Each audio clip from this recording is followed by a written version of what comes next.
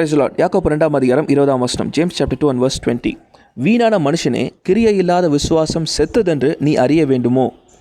வீணான மனுஷன் யாருன்னு சொன்னால், கிரியை இல்லாத விசுவாசம் உடையவர்கள், அதாவது செயல் இல்லாத நம்பிக்கை உடையவர்கள் வீணான மனுஷர்கள் என்று சொல்லி அழைக்கப்படுறாங்க.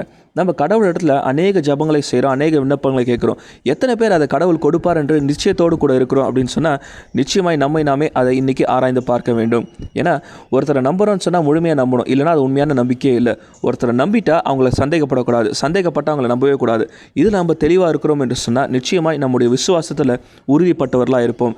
கடவுளத்தில் நம்ம கேட்குற காரியங்கள் நிச்சயமாக அவர் கொடுப்பார் என்று விசுவாசத்தோடு காத்திருப்போம் என்று சொன்னால் நிச்சயமாக அதற்குரிய செயல்களையும் முயற்சிகளும் நம்ம எடுக்கிறவர்களாக இருக்கணும்.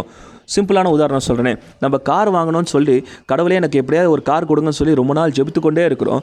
ஆனால் இன்றைக்கி கடவுள் கார் கொடுத்தா எத்தனை பேருக்கு அது ஓட்ட தெரியும், எத்தனை பேருக்கு அது ஓட்டுறதுக்கான கரெக்டான லைசன்ஸ் இருக்குன்னு யோசிச்சு பார்க்கணும்.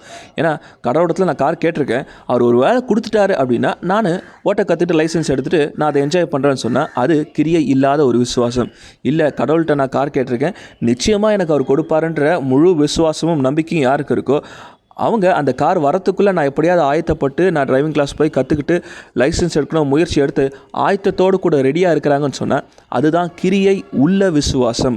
இப்படிப்பட்ட விசுவாசத்தை தான் கடவுள் எதிர்பார்க்குறாரு. தவிர நம்ம ஜஸ்ட்டு கேட்போம், கொடுத்தா உண்டு இல்லைனா பரவாயில்ல அப்படின்னு சொன்னால் நிச்சயமாக அதால் ஒரு பிரயோஜனமும் கிடையாது. அப்போ நம்ம வாழ்க்கையில் அநேக காரியங்களை கடவுள்கிட்ட கேட்குறோம். எத்தனை பேர் கடவுள் கொடுக்குற ஆசீர்வாதத்தை பெற்றுக்கொள்வதற்கு நம்ம ரெடியாக இருக்கிறோம், நம்ம ஆயத்தத்தோடு கொடுக்குறோம்.